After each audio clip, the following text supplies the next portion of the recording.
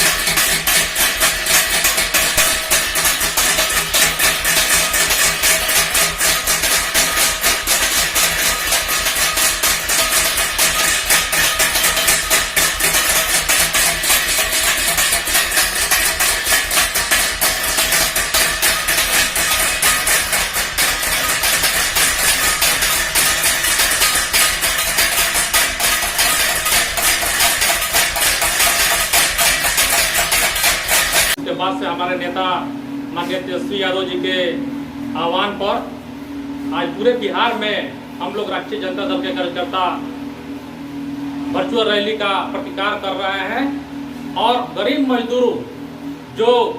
जिसका बिहार सरकार ने अपमान किया है उसका भी हम लोग प्रतिकार कर रहे हैं। हम लोग इस थाली और कटोरा पीटने के माध्यम से यह मांग कर रहे हैं, नीतीश सरकार को जगा रहे हैं कि जो भी मजदूर आए हैं उनको रोजगार की व्यवस्था किया जाए। और जो मजदूर लॉकडाउन में हजारों मजदूर भूखे पेट जो जान गंवाए हैं और जो एक्सीडेंट दुर्घटना में लोग मरे हैं, उनके परिवारों को कम से कम 10 लाख की मुआवजा राशि दिया जाए। इस हम लोग थाली पीटने के माध्यम से इसको भी इस सरकार को जगाने का काम कर रहे हैं कि जो लोग इसमें अपना जान गंवा चुके हैं उनके परिवार को सहायता राशि दिया जाए। दिन पर दिन कोरोना जो बीमारी है उसके मरीजों की अगर संख्या देखी जाए तो बिहार में बढ़ती जा रही है और जो भाजपा सरकार है वो रैली का आह्वान की है, तो ये कहाँ तक सही है? मैं बता दूं कि 400 जो मरीज थे तो भारत में लॉकडाउन लगा, आज आंकड़ा 2.25 लाख के पार कर रहा है। इसका यह प्रमाण है कि पूरी तरह से केंद्र सरकार और राज्य सरकार दोनों फेल है, कहीं कोई व्यवस्था नहीं है। आपने देखा है ग्राफिक के जगह से ट्विटर पर चल रहा है, राहुल गांधी जी के भी ट्विटर से चल रहा है कि सब देशों में, इटली, स्पेन वगैरह देशों में जब से लॉकडाउन लगा है तब से सुधार हुआ है और अपने इंडिया में लॉकडाउन के बाद से काफी तेजी से ग्राफ बढ़ा है और अभी तक बढ़ रहा है, कोई सुधार नहीं है। यह सरकार की गलत नीतियों का परिणाम है कि कोरोना तेजी से बढ़ रहा है और इस पर रोक नहीं लगाया जाएगा तो एक दिन आने वाले हमारे राज्य का और हमारे देश का स्थिति बहुत ही भयावह होगी। और एक चिट्ठी वायरल हो रही है जिसमें जो डीजीपी है उनके द्वारा लिखा गया है कि बिहार में जो मजदूर आएंगे बाहर से उनके चलते क्राइम का ग्राफ बढ़ेगा, ज़्यादा गुंडई होगी, इस पर क्या कहना है? इसकी हम बड़ी भर्त्सना करते हैं और यह एक पूरी तरह से नीतीश कुमार को और डीजीपी को मजदूरों से माफी मांगना चाहिए कि ऐसे हमारे पूरे मजदूरों को अपमान किया गया है। इस अपमान पर उनको आकर के माफी मांगना चाहिए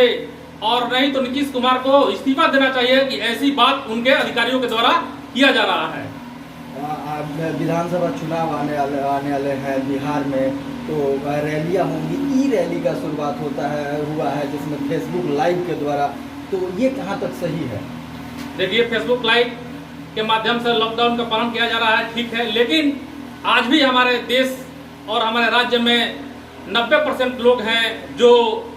डिजिटल सेवा से नहीं जुड़े हैं, इसीलिए यह कारगर नहीं है। लेकिन सभी लोग अपना प्रचार करने के लिए कर रहे हैं, लेकिन इसके लिए हमको व्यापक प्रचार प्रसार करना पड़ेगा, तब जाकर के सभी लोग यह जान पाएंगे।